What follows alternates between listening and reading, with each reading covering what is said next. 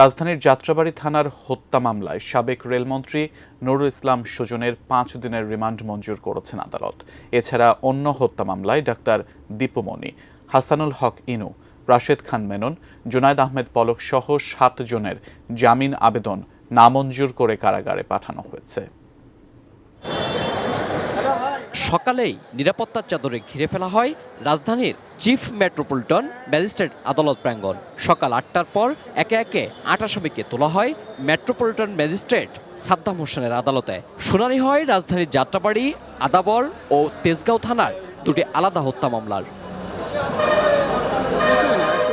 উভয় পক্ষের শুনানি শেষে যাত্রাবাড়ী থানার রফিকুল ইসলাম হত্যা মামলায় সাবেক রেলমন্ত্রী নুরুল ইসলাম সুজনকে 5 দিনের রিমান্ড মঞ্জুর করেন আদালত।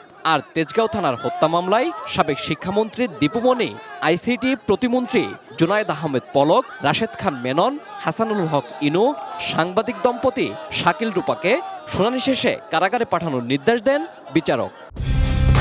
কালার এক্সপার্ট, জর্জ স্যাপ এবং মাইল্ড অন হ্যান্ডস টেকনোলজি সমৃদ্ধ অরিক্স ক্রিস্টাল ওয়াশ আপনার লন্ড্রি এক্সপার্ট।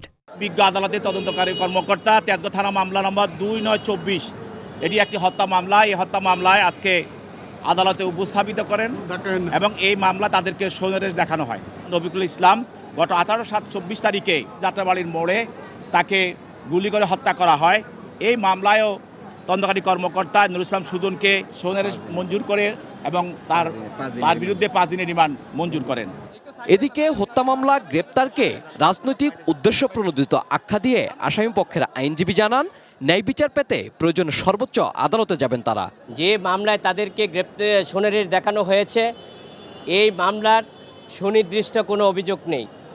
একমাত্র হয়রানি করার উদ্দেশ্যে এবং রাজনৈতিক কারণে এই মামলাগুলোতে আমাদের সৈন্যরেশ করা হচ্ছে।